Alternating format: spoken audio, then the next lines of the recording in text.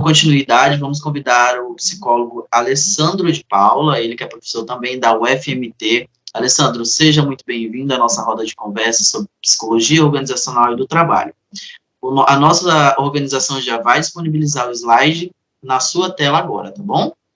Muito obrigado, seja bem-vindo. Boa noite a todas e todas. Vocês estão me ouvindo bem? Sim, muito bem. Então tá. Eu vou começar falando uma coisa que é sempre muito importante, né, que a gente não pode esquecer, que é de agradecer, inclusive agradecer ao convite do Otávio, do Leôncio, né, que foram as pessoas que fizeram o convite inicial para que pudesse trocar algumas ideias com vocês aqui, então agradeço. E agradecer a oportunidade de conhecer novas pessoas, de rever antigas, queridas pessoas aqui. A Rose é uma paixão antiga, eu falo que é um profissional que eu confio muito no trabalho e tive o prazer de trabalhar com ela durante o período em que ela estava fazendo sua formação em mestrado. E outras maravilhosas que eu tive a oportunidade. E eu acho que é uma coisa muito gostosa de você trabalhar como docente, é essa possibilidade de você, então, encontrar pessoas que estão no seu cotidiano, né? Então, e desses prazeres que a docência te permite, né? A encontrar pessoas maravilhosas como a Rose, que está aqui nessa mesa, é muito bom revê-la. Então, e muito bom também escutar colegas também, né, que já estão com bastante trajetória também, e uma pegada, digamos, até mais prática. Isso é muito importante também. Quando foi feito o convite, né, para a gente fazer a roda, eles pensaram assim, que temáticas que vocês gostariam de fazer, talvez alguma articulação, né?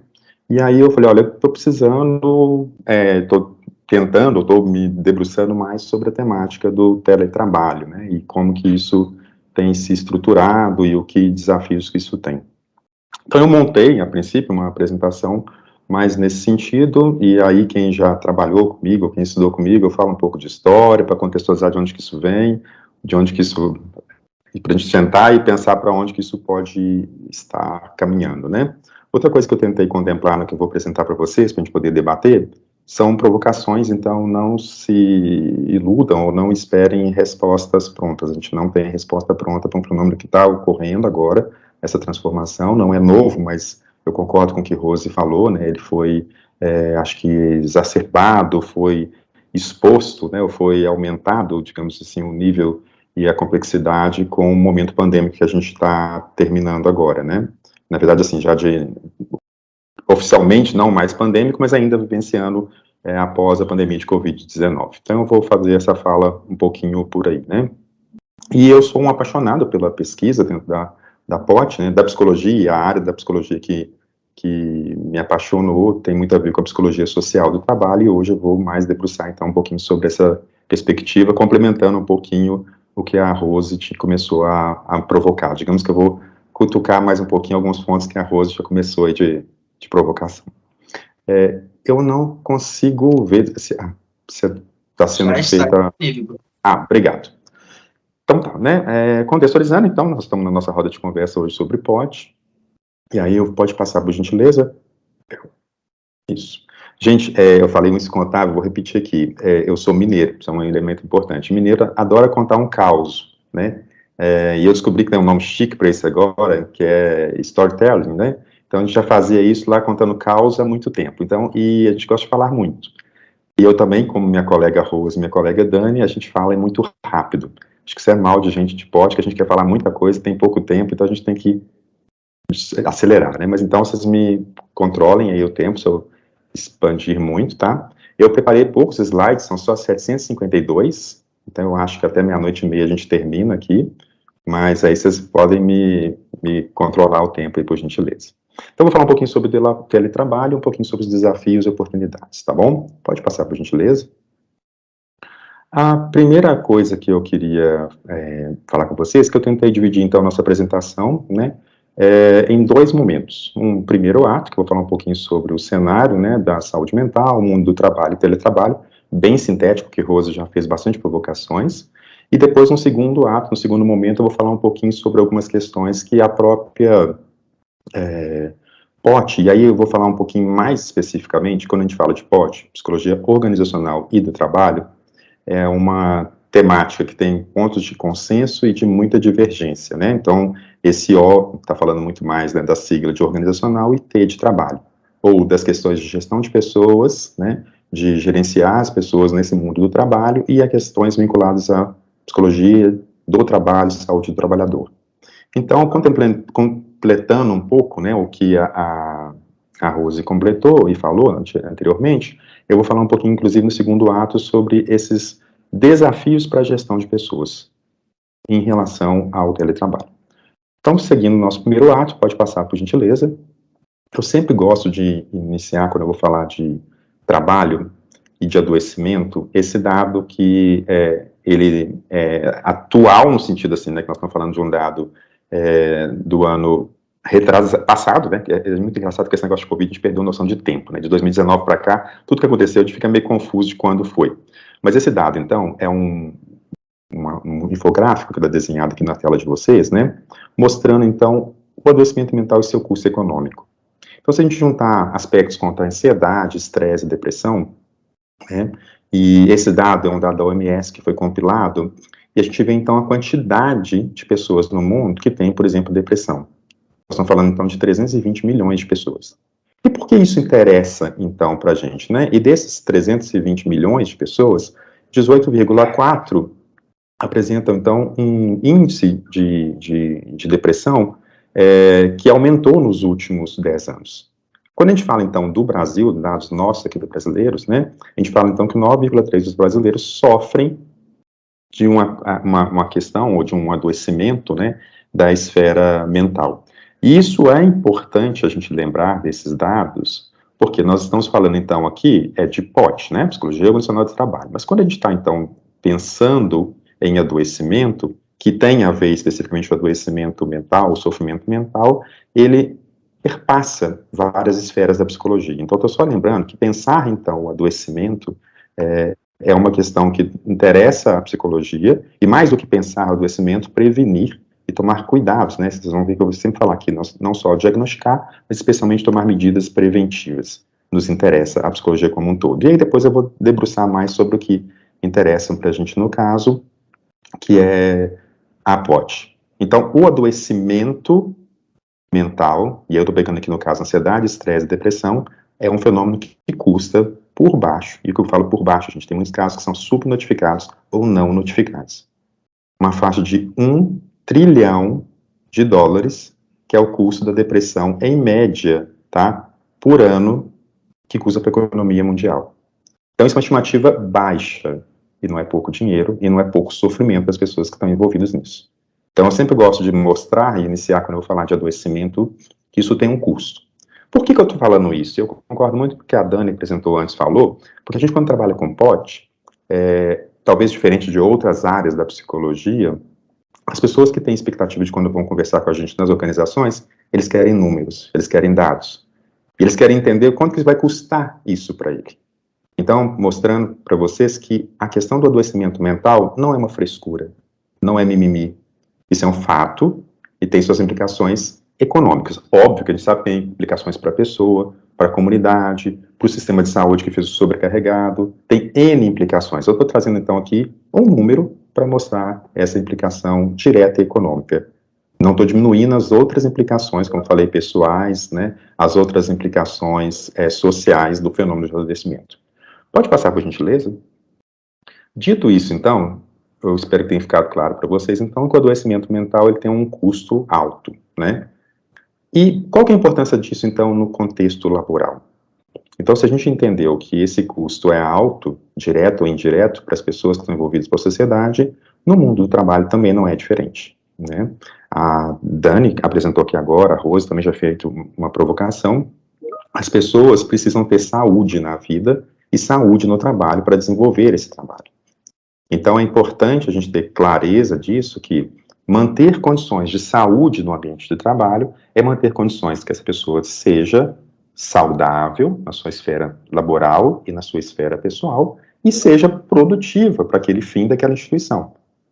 Que aquela organização consiga alcançar a sua finalidade com essa pessoa mantido, então, o seu estado de saúde.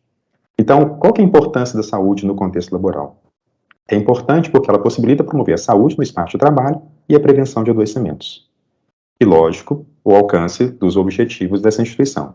E quando eu falo dessa instituição, gente, normalmente as pessoas, principalmente os alunos, pensam assim, nós estamos falando das instituições de fundo, né, ou de questões do mercado do setor privado? Também.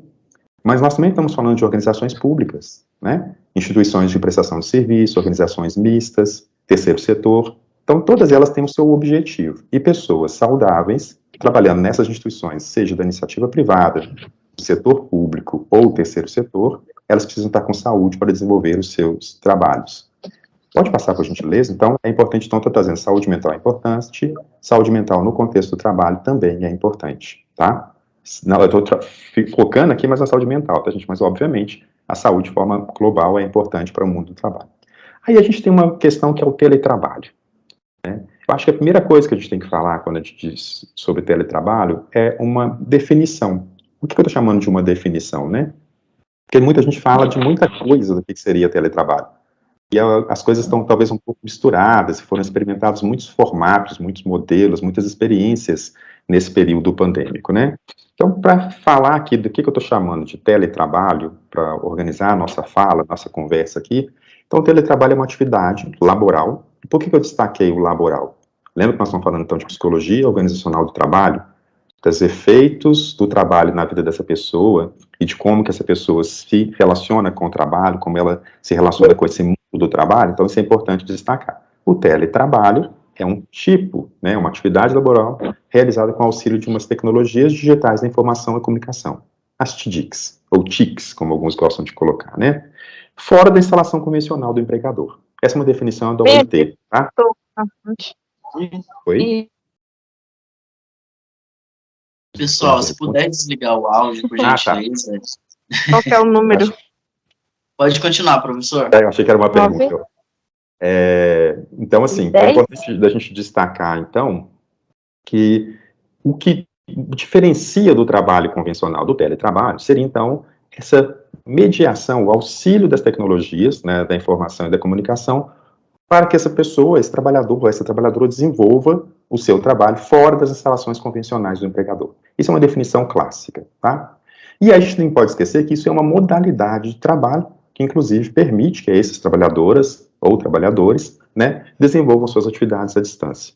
Seja um trabalho remoto, seja trabalho portátil, inclusive em espaços de trabalho compartilhados, ou mesmo seus domicílios. O que a gente experimentou muito aqui no Brasil, né, inclusive nos seus domicílios, ficou popularizado aqui como home office, né? A gente vai ver, pode passar por gentileza, que essas configurações, inclusive do teletrabalho, isso não é novo. Eu concordo com a Rose, que quando ela traz, a gente ficou talvez mais atualizado, mais preocupado, se debruçou mais na questão do teletrabalho após 2020. 2019, a pandemia começou mais lá fora, né, China, final de 19, 2020, Europa, Estados Unidos, depois chegando aqui no Brasil, mais especificamente, fevereiro, março, que a coisa ficou mais séria, digamos assim, e fechamentos e tudo mais. Mas eu sempre gosto de citar esse trabalho, que é muito interessante, do Marcelo Mendonça, que é um trabalho de 2010. Foi uma tese de doutorado dele, interessante, inclusive, foi um doutorado na arquitetura, né? E o Marcelo, ele faz uma provocação bem interessante no trabalho dele.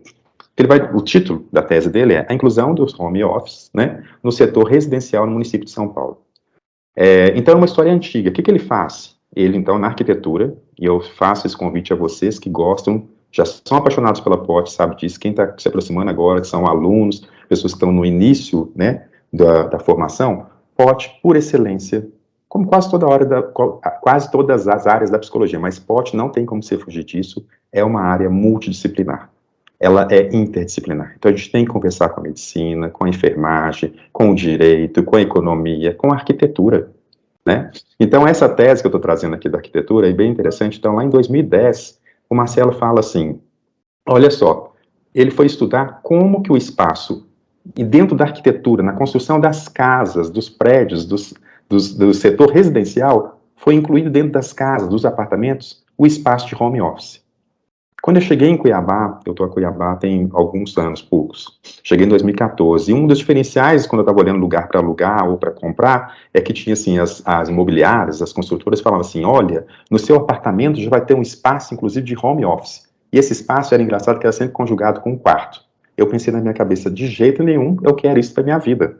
Porque eu quero o espaço do quarto para eu relaxar, descansar e fazer outras coisas. Nem TV eu gosto no meu quarto, né? Mas, enfim, e era muito engraçado. Então, em 2008, 2007, quando eu estava chegando em Cuiabá. E aí, esse autor, né, o Marcelo, lá em 2010, ele já estava vendo como esse fenômeno ocorreu em São Paulo. Essa inclusão, então, do home office dentro dos espaços domésticos, familiares, dentro de casa. Então, já era uma tendência fora, São Paulo puxando como tendência, né, um estado e uma capital que está talvez mais interdisciplinar, mais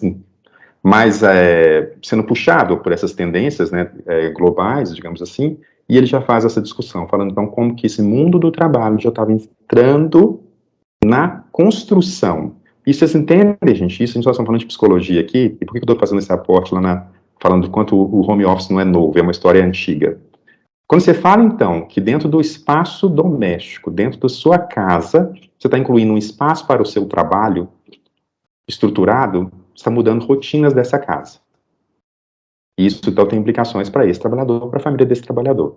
Isso, então, nós estamos falando de dados lá de 2008, 2009, 2010, tá? Então, percebam que nós estamos falando de mais de uma década, quase duas antes da pandemia, né? Que, assim, considerando o estudo de uma década antes e considerando que esse movimento vinha antes. Pode passar, por gentileza? Então, teletrabalho não é algo que começou ontem, nem em 2019, 2020. Então, tem uma história. Já no Brasil, para vocês terem uma ideia como que isso aumentou muito, especialmente no período pandêmico, né, da Covid-19, no Brasil, em 2008, a gente tinha 208 mil pessoas trabalhando remotamente, com ou sem carteira de trabalho. É um dado lá dessa tese, tá, do Marcelo Mendonça, de 2010. E aí, dados agora do IBGE de 2021, tá, registrado que entre maio e novembro de 2020, ou seja, os períodos bem críticos da pandemia na primeira fase, né, registrou-se 8,2 milhões de pessoas trabalhando remotamente no Brasil. E aí é um detalhe importante aqui no Brasil. Como vocês podem perceber, a discussão de teletrabalho, de home office, não é uma coisa que começou ontem, nem agora em 2019, 2020, com o início da pandemia. Mas aqui no Brasil, em grande parte do mundo, a gente foi jogado para esse ambiente de home office, de teletrabalho. Então não houve muito programação ou planejamento para a grande maioria da população, né? Então, quando eu escuto as minhas colegas falando que tiveram que aderir, inclusive, né, ao trabalho remoto, seja na clínica, seja na docência, seja na pesquisa, isso foi uma coisa feita de forma muito abrupta, né, e de forma muito intuitiva. Lógico que algumas empresas, algumas instituições já estavam programando isso há um bom tempo, né, tem dados que mostram aí que tem empresas de setores da área de tecnologia, de metalurgia, de outros setores, já estavam, digamos, com isso, grande parte, né, depois eu posso trazer esses dados e divulgo para vocês, já tinha muita gente envolvida, mas não era para todos os setores, todos os trabalhadores da organização. Isso é um detalhe muito importante também que nós vamos avançar. O teletrabalho, gente, ele funciona, mas não é para todos os tipos de trabalho, para todos os trabalhadores, em todos os contextos. Então, tem uma indicação que trabalhos que são com maior nível de escolarização, com maior possibilidade de autonomia do trabalho, eles permitem mais esse potencial de teletrabalho. Então, percebam que quantidade de gente, considerando uma década, de 2010 a 2020, e lógico, tem o fator Covid, pandemia, que acelerou isso tudo, era muita gente envolvida, né? E por que, pode passar por gentileza, e por que eu estou falando isso, então, né? Muita gente, então, a gente percebe que essa modalidade de teletrabalho, ela é um contrato de regime, um contrato no regime de teletrabalho, é uma tendência mundial. Então, por isso que eu falo que talvez é um caminho sem volta. Acho que a gente não consegue, né, até os níveis que a gente tinha anterior. E eu não vou falar se isso é bom ou ruim, não estou aqui para adjetivar, mas isso é uma realidade concreta que a gente da área de POD tem que ficar atento. E quando eu falo a gente de POD tem que ficar atento, eu estou falando das duas letrinhas, da organizacional e do trabalho. Pensando não só da organizacional, como que você vai gerir isso, e pensando como foi a fala da Rose, né, e foi muito engraçado que a Rose, ela veio com um perfil mais de saúde trabalhador, do T, e a Dani veio com um perfil mais do organizacional. Eu achei muito interessante esses, né, mas o teletrabalho é uma preocupação para nós da POT inteira. Por quê? Porque ela tem implicações na gestão, e ela tem e terá implicações também na saúde desses trabalhadores. E aí uma outra coisa importante, que a gente tem um ordenamento jurídico, tá, gente, no Brasil. A gente viu muita coisa. A gente viu praticamente uma luta livre, que valia tudo, dedo no olho, em qualquer lugar, tá? Vendo durante esse momento de teletrabalho. Por quê? A legislação brasileira, e aí eu vou citar especificamente a 13.467 de 2017, ela tem artigos, e aí depois vocês olhem lá, tem bastante coisas falando sobre isso, né? Os 75B e C, que vão falar sobre teletrabalho. Então, já tinha uma legislação antes da pandemia, e não foi muito respeitada durante esse período pandêmico, e ainda hoje não é respeitada. Então, como o nosso trabalho, nossa conversa aqui é falar um pouco sobre isso e dar algumas dicas, fiquem atentos. Você que trabalha no modelo de teletrabalho, ou você que gere o teletrabalho, há uma legislação específica para ser respeitada, que, em geral, as pesquisas têm mostrado que não foi muito respeitada, e ainda hoje há um pouco de desrespeito a essa legislação. Pode passar, por gentileza? Então, esse primeiro momento, né, eu queria falar com vocês. Pode passar, por gentileza. Isso. Pronto. A gente entra agora no segundo ato. Tá, Alessandro, você me falou então que existe teletrabalho, que existe, na verdade, que existe saúde do trabalhador, né? Existe saúde mental, essa saúde também se desdobra nesse sujeito que trabalha, e que a gente está falando então aqui sobre teletrabalho, que é uma coisa que ocorreu muito, veio para ficar. O que isso tem a ver com a gente da POT? Aí eu vou falar um pouco mais também sobre a gestão de pessoas em cena, ou seja, o que isso traz para a gente. Pode passar, por gentileza? Para que vocês estão achando, então, o que é isso? O Alessandro está inventando, por que ele está falando disso, qual que é a importância disso? Eu vou trazer 2 dados para vocês aqui. Tem um grupo, né, que é o ótimo lugar, o grande lugar, melhor lugar para se trabalhar, né, e tem uma associação e eles têm filiais, digamos, globais, né, e eles fazem pesquisas, então, falando sobre as tendências de gestão de pessoas, né, e eles fizeram isso aqui, especialmente no Brasil, então estou trazendo dados para vocês. E aí, em 2020, quais eram os principais desafios para a gestão de pessoas? Tá? Então, percebam que lá em 2020, né, o que era preocupação para quem trabalha com gestão de pessoas? Lembrando, então, 2020, nós estamos no começo do período pandêmico, propriamente dito. Tá? Então, é flexibilizar a estrutura do trabalho, ou seja, home office, horário flexível, modelo de trabalho híbrido. Isso lá em 2020. A galera estava começando a preocupar com isso, né? Fazer uma comunicação interna eficiente, tanto do RH quanto das equipes. Vou ficar só nos 2 primeiros aqui, tá, gente? Com 58% e 55%. Então, foi perguntado para as pessoas, para as organizações, e para quem gere pessoas, o que é o principal problemático que ele tinha, ou quais eram os principais desafios que ele tem para resolver em 2020, tá bom? E depois vão seguir, né, criar mentalidade digital, que tem a ver com você abrir, inclusive, em home office, e abrir o digital e tudo mais, né, criar programas que ofereçam benefícios voltados para a saúde mental, prestem atenção nisso, as empresas estão se preocupando com isso, Rose já falou, burnout, passa a ser, pela OMS, uma doença relacionada ao ambiente de trabalho, isso é fundamental para a gente, isso dá um lastro importante, jurídico, de trabalho, para que a gente possa fazer ações na área de POT, tá? E criar uma mentalidade digital. Se vocês pensarem, então, tem mais, tá, gente? Eu peguei só esses 5 elementos aqui, tudo acaba englobando dentro de mudança da forma de fazer gestão, mudança de fazer, e nesse modelo, inclusive, pode passar a próxima, online, teletrabalho.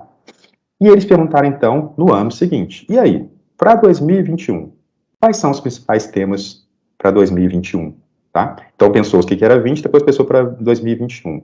A mesma questão. Percebam que, embora mude um pouco a ordem, os pontos ainda são os mesmos. Flexibilizar a estrutura do trabalho, home office, então 2021 a gente já não estava mais no auge, já começaram a vacina, já estão melhorando, mas enfim. E depois, então, fazer a comunicação interna, depois criar mentalidade digital, criar programas para oferecer benefícios e tudo mais. Pode seguir, por gentileza. Então, estou mostrando para vocês que os gestores, no ano de 2020, 2021 e também agora, nesse momento, né, estão preocupados e estou tentando mostrar com vocês com dados, né, dessa instituição, do Great Place to Work, que a gestão do trabalho remoto, híbrido e afins do teletrabalho é uma preocupação nossa para a gestão de pessoas.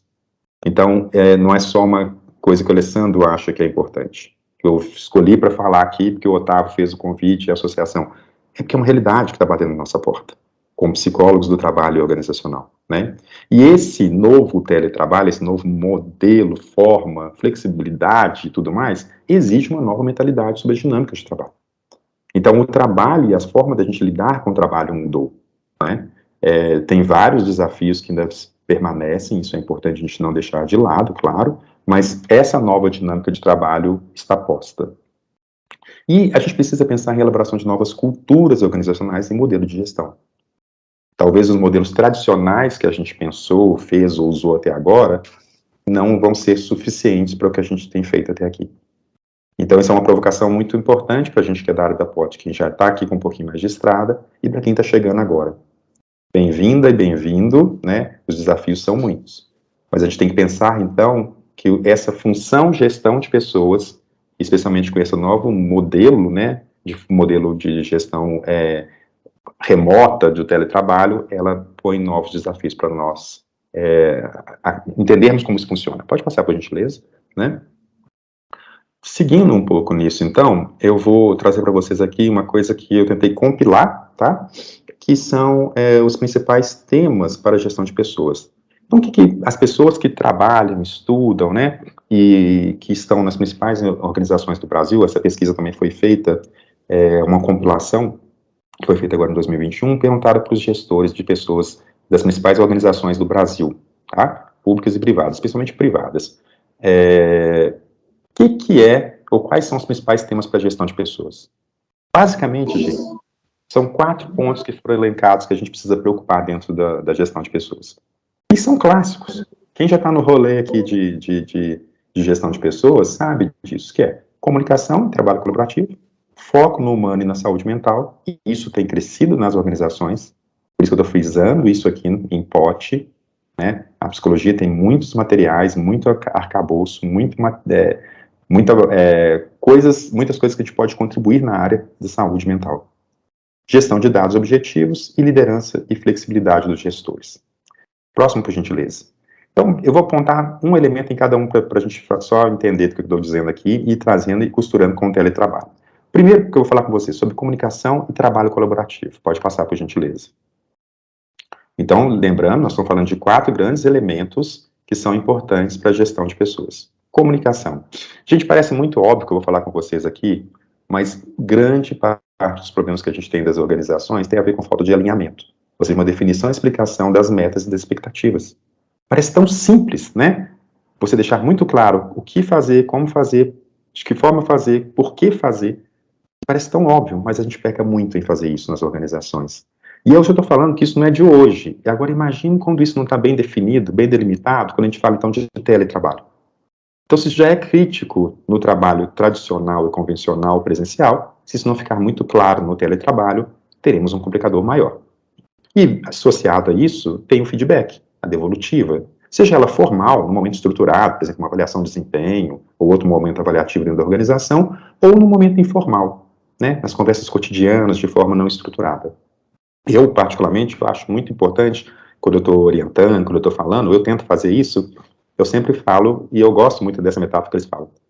Você elogia em público e retifica, orienta, corrige no privado. Ou seja, você não expõe a pessoa quando você vai falar que ele teve algumas falhas, que ele precisa melhorar. E você chama no cantinho, conversa com ele, explica, orienta, traça perfil, organismo que precisa ser desenvolvido, formado, treinado.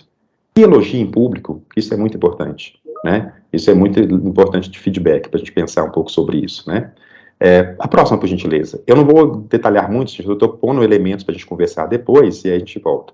Segundo ponto, né? Lembrando, então, principais temas para a gestão de pessoas, tá? Ou seja, o que a tendência, o que o mercado, o que os nossos colegas, o que as organizações precisam que o gestor de pessoas faça. E aí, também o psicólogo. E aqui a gente nada de braçada. Porque, falando de saúde mental, todos os psicólogos e psicólogas têm uma base muito forte, muito grande sobre adoecimento mental e, mais importante, promoção da saúde mental. Então, aqui, considerando outros profissionais de gestão que talvez estejam conosco aqui, a psicologia já tem uma vantagem, porque a nossa formação é para lidar justamente com isso, né? Pode passar, por gentileza? Mas aí tem um detalhe, inclusive foco no humano. E aí eu trouxe um elemento que está muito em moda, mas não é porque só que está em moda que eu trouxe, mas é importante a gente pensar, que é o fator de segurança psicológica. Isso está super na moda hoje, mas é uma coisa muito simples, não quer dizer que seja simples, que seja não complexa do que é importante, mas simples, que eu digo assim, que a gente tem que estar muito atento a isso e ter um efeito muito importante. Vou trazer um dado para vocês aqui de um estudo do ZAC de 2018. Pessoas que trabalham no ambiente seguro podem ser 76% mais engajadas, 50% mais produtivas e 50% mais propensas a permanecer na organização. Ou seja, se a pessoa está numa condição segura, se você garante a segurança para ela interagir, aprender, pertencer e se expressar, você retém melhor seu colaborador, ele é mais produtivo e ele se envolve e se dedica mais, ou te dá mais entrega, que a gente usa muito o termo dentro da sua organização de trabalho. E isso, gente, não é só organização privada, tá? Do setor econômico privado. Isso serve para o público e misto, como eu falei com vocês. Pode passar, por gentileza. Seguindo nessa linha, então, da segurança psicológica, o que seria isso, né? É importante a gente pensar, então, o que é promover uma cultura na qual os trabalhadores tenham liberdade de arriscar, propor novas ideias, demonstrar seus sentimentos sem medos de ser julgado ou sofrer represálias. Parece tão óbvio isso, né? Mas, ou seja, a pessoa tem um espaço que ela se sente segura para arriscar. Criar um ambiente seguro para que as pessoas na equipe de trabalho se sintam com liberdade para poder correr riscos interpessoais. Porque, inclusive, tem estudos que mostram que muitos trabalhadores, ou grandes organizações, ou as organizações perdem potencial de inovação, de criativos, de inovação e de criação, porque as pessoas ficam com medo de errar, com medo da crítica do erro. Então, isso embota a inovação, embota a criatividade, embota o renovar dentro das organizações. E parece uma coisa tão boba, tão simples, né? Mas deixar e ter um ambiente seguro que as pessoas possam arriscar, elas possam, então, propor novas ideias sem medo de ser retaliadas. Pode passar, por gentileza. Agora, passando para o nosso terceiro, gestão de dados objetivos e empíricos. Pode passar, por gentileza. Parece muito bobo o que eu vou dizer aqui também, né? Aliás, a Alessandra está falando um monte de obviedades aqui, mas como a Dani falou um pouco antes de mim, né? A gente precisa preocupar em fazer a gestão e organizar as nossas rotinas dentro da organização, ou das organizações, tá? E ter dados, gente, é importante. Dados, inclusive, colhidos ou levantados, organizados de formas adequadas. Isso é muito importante, inclusive, para você tomar decisões, né? Para orientar como você vai fazer, o que você vai fazer, para responder aos outros setores da organização, o seu trabalhador, a sua trabalhadora, né? Então, isso aqui, eu estou querendo dizer, é uma regra geral para qualquer atuação de pote, né? Agora, eu estou trazendo isso aqui especialmente falando do nosso teletrabalho, tá? O que eu estou dizendo especificamente? Para você fazer e organizar, né, digamos, o teletrabalho, você precisa pensar alguns elementos. Volto a dizer, isso aqui, muitos do que eu vou dizer, serve para qualquer tipo de trabalho, independente de ser teletrabalho ou trabalho presencial ou híbrido. Mas vamos avaliar alguns critérios básicos. Primeiro, a adoção do modelo de trabalho híbrido, teletrabalho ou tradicional, ela vai melhorar a vida e a qualidade de vida do trabalhador? Além de aumentar a produtividade da organização, né, e quando eu falo produtividade, ao atingir as metas, né, ela vai ser interessante também para esse trabalhador? Isso é um elemento importante para a gente ter em mente, né? Serão construídos e apresentados critérios claros, né, e objetivos de avaliação desse trabalhador? Metas, cronogramas. Vai ser dada a mesma qualificação, a mesma chance de promoção no formato de trabalho híbrido, no remoto? Porque isso, quando você fala, eu vou implementar o trabalho de teletrabalho ou híbrido, as pessoas ficam pensando assim, bom, mas a Rose está lá trabalhando todo dia, do lado do gerente, eu vou estar distante. Será que quando ele for falar e pensar surgir aquela vaga, aquela promoção, de quem que ele vai lembrar? Da Rose que está todo dia do lado dele, fisicamente, concretamente, e eu que estou entregando, mas eu não estou lá do lado dele no escritório, na hora do network, do cafezinho, de outras situações. Parece estranho, né? Parece uma coisa pequena, né? Boba, mas esse imaginário pertence, né? E está presente. Então, as pessoas, ao saberem que terem, se adotarem o sistema, se acolherem, se manifestarem, né, interesse nesse modelo, eles terão critérios claros do que vai fazer, como vai ser feito, como será cobrado, que vão ser resguardadas as mesmas oportunidades de qualificação, dele se atualizar, dele se formar, e também de promoção. Isso pode diminuir bastante problemas, né? Isso vale para a gestão de forma geral, mas então eu estou tentando fazer um paralelo aqui com o teletrabalho, que é o assunto que eu estou trazendo para vocês, tá? Próximo, por gentileza. Outros critérios importantes para a gente pensar é o seguinte: será estabelecido um horário fixo? Porque vocês viram que a Rose definiu aqui, a Dani falou um pouquinho também, né? Que a nossa vida no teletrabalho, de forma muito abrupta, que a gente foi jogado no teletrabalho, foi muito caótica, inclusive de espaço e de tempo que a gente tinha para a nossa vida pessoal e familiar e profissional. Ou seja, o equilíbrio entre vida e trabalho ficou muito confuso nesse momento, né? E algumas pessoas se adaptaram melhor, outras menos a isso, né? Mas como é que vai ser esse horário? Vai ser um horário fixo que eu tenho, embora eu vou estar remotamente, mas eu vou ter um horário igual aos meus colegas? Será um horário flexível? Quais serão os critérios de avaliação das horas extras? Vai ter hora extra no teletrabalho? Muitos de vocês experimentaram na pele, que tem bastante hora extra no teletrabalho. e vai ter isso de forma organizada, né? E a decisão ocorrerá de acordo com um acordo feito envolvendo um trabalhador que está nisso, ou vai ser feito de forma arbitrária? Então, pode passar, por gentileza. Caminhando, então, para o nosso... Pode passar? Isso. Então, só uma regra básica para a gente pensar. Volta um só, por gentileza. Então, um critério básico, assim, que compila todos esses é o seguinte, gente, para fazer, então, um bom programa, um plano estratégico, para a gente pensar o teletrabalho, isso varia, essa regra devia valer para qualquer coisa, mas eu vou me limitar aqui ao teletrabalho, para qualquer organização de trabalho, né, humano. Mas para implementar, então, um regime de teletrabalho, é essencial a elaboração de um plano estratégico, que leve em consideração o conjunto de trabalhadores, seja na modalidade de trabalho presencial, híbrida ou teletrabalho. Ou seja, você organizar adequadamente o trabalho é um pré-requisito para que ele seja bem executado. Você tenha o resultado que você objetiva ter com a sua equipe de trabalho. Mas no teletrabalho, em particular, isso é muito importante, tá? Passando para o último tópico, então, que tem a ver com liderança e flexibilidade dos gestores, né? Isso, então, nós estamos falando dos 4 pontos que são os temas quentes, né? Que estão aí incomodando os gestores e que são demandas das instituições para que a gente tente resolver. Pode passar, por gentileza? E aí, gente, qual que é o papel da liderança? Né? Especificamente da liderança que vai trabalhar com a gestão e a gestão de pessoas aqui, que tem a ver com a POT. Pode passar, por gentileza. Basicamente, né, esse ator, esse liderança da área de gestão, né, e no caso nossa liderança da gestão de pessoas, ele vai ser a pessoa que vai ser o articulador e o facilitador entre as demandas individuais dos trabalhadores, desses grupos de trabalhadores, e as demandas institucionais, seja da fábrica, da empresa, do governo, do órgão estatal. Então, esse papel, pode passar por gentileza, de articulador, ele é fundamental, porque vai ser essa pessoa que vai tentar, então, organizar. Eu vou já finalizando aqui, então, para não estender muito, acho que eu já passei acho que uns 8 ou 10 minutos, que eu já vi que até o Otávio já apareceu na tela aqui, mas ele está sendo muito gentil. As discussões que eu comecei a falar com vocês aqui, a gente fez uma compilação junto com a Cristina, que é uma pessoa que eu tive o prazer também de escrever um capítulo, e aí quem tiver mais interesse no que eu comecei a falar aqui, está detalhado com mais cuidado nesse capítulo de livrinho que a gente fez aqui, tá bom? Para saber mais também, pode passar por gentileza, eu indico sempre, né, isso. É importante você estar atualizado no que está sendo feito, pensado e publicado. Então, eu coloquei aqui para vocês, não vou falar todas, mas são algumas revistas que são referências na área de POT, tá? Mais especificamente, que tem a ver com gestão. E aí eu tentei pôr tanto do setor público quanto do privado. São todas? Não. Eu pus algumas aqui que são as mais consolidadas, ou as que têm muito a ver com a área nossa de saúde do trabalhador, a POT propriamente dito, né? E a área de administração e gestão de pessoas. Tá legal? Pode passar, por gentileza. Tem livrinhos que são clássicos também na nossa área, né? Eu acho que quando a gente falou um pouquinho aqui como medir, como organizar, né? Eu sempre gosto de indicar esses 2 livrinhos que são bem básicos e muito importantes para alunos em formação, recém-formados e os nossos colegas que já estão com muita estrada.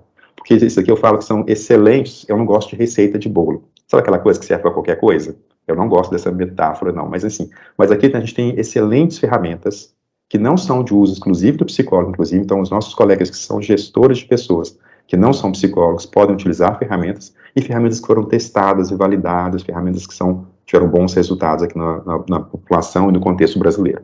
Por fim, pode passar por gentileza. Tem outros 2 clássicos, né, o livrinho verde de POT, que já está na sua 2ª edição. Esse aí, gente, quem está aqui assistindo essa live, quem está assistindo essa coisa, pode comprar de olho fechado, que não vai ter erro. É um livro que eu indico fortemente, tá? E um outro que é uma compilação que virou um clássico também, né, que é a qualidade de vida no trabalho. Acho muito importante esses 2. Pode passar, por gentileza?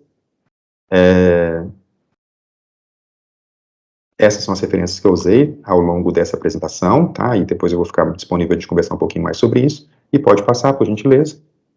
Por fim, eu agradeço a oportunidade de falar com vocês. Como eu falei, mineiro gosta de falar muito, gosta de contar os causos. E eu falei muito rápido, porque a gente tinha muita coisa para falar. Ficaria falando mais tempo com vocês, mas como brinquei com o Otávio e o Leôncio, nós vamos marcar outras lives mais específicas para a gente continuar a nossa prosa aqui, tá bom? Cheguem meus contatos. Gente, muito obrigado, tá? Pela oportunidade.